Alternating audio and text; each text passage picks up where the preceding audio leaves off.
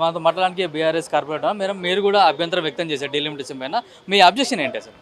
Objection ఏంటి అంటే 150 divisions ఉండే ఇప్పుడు 300 చేసిండ్రు. ఓన్లీ ఇప్పుడు 150 కార్పొరేటర్స్ ఒపీనియన్స్ తీసుకుంటున్నారు. సో మిగతా వాళ్ళ ఒపీనియన్స్ ఏంటిది? ఇంకా 150 వాళ్ళని కూడా వాళ్ళ కన్సర్న్స్ కూడా తీసుకోవాలి కదా అనేది మా అభ్యంతరం. ఇంకా కొన్ని చూసినట్టయితే 1 lakh to 1.5 lakh ఓటర్స్ ఉన్నది కూడా ఒకటే డివిజన్ చేయడం జరిగింది. సో అక్కడ కూడా మనకి అడ్మినిస్ట్రేషన్ ప్రాబ్లం వస్తుంది.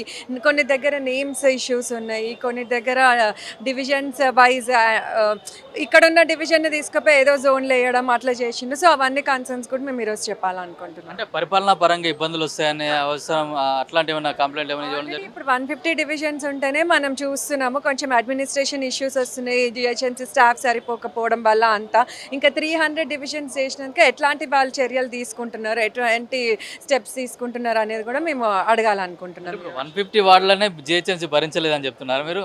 300 అయితే ఎట్లా ఉంటుంది పరిస్థితి ఇప్పుడు? అదే అంటున్నా, 150కే అడ్మినిస్ట్రేషన్ ఇష్యూస్ చాలా వస్తున్నాయి. మనం రోజు కంప్లైంట్స్ వింటూ ఉంటాము. సో 300 చేస్తే వీళ్ళు ఎట్లాంటి స్టెప్స్ తీసుకుంటున్నారు, స్టాఫ్ పెంచుతారా ఏంది అనేది మాకు ఈరోజు అడగాలనుకుంటున్నాం.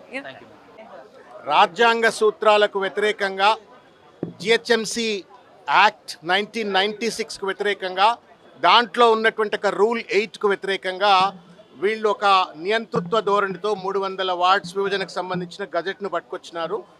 దీంట్లో ఉన్న తప్పిదాలన్నీ కూడా తప్పనిసరిగా ఈ జనరల్ బాడీ మీటింగ్లో లేవనెత్తాము. After all we are not to question the government, but we wanted to protect the democracy, protect the constitution, protect the fundamental rights of the voters.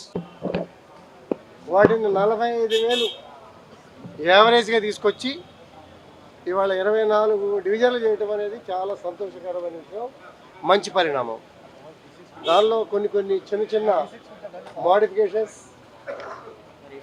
అనైతికంగా ఉంటాం, నాలాల్ని మెయిన్ రోడ్లన్నీ పరిగణలో తీసుకోవటం, అవి కొంచెం ప్రజాప్రతినిధులు ప్రస్తుత అనుభవం ఉన్నటువంటి అధికారులు అంటే ఎప్పుడు కూడా 3 సంవత్సరాల వాళ్ళు మారుతారు. బౌండరీస్ తెలియక ఫిక్స్ చేయడంలో కొంత సమన్వయ లోపం ఉంది.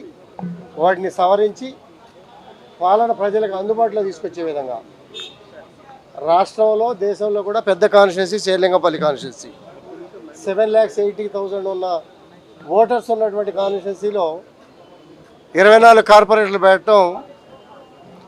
పెరగటం చాలా సంతోషంగా ఉంది. ఈ మోడిఫికేషన్స్ మీద, అనైతికంగా జరిగిన వాటి మీద ఇవాళ చర్చించి ప్రజలకు అందుబాటులో విధంగా తీసుకొచ్చి వాటి మీద మాట్లాడి మోడిఫికేషన్ చేయించుకోవడానికి ప్రయత్నం చేస్తాం.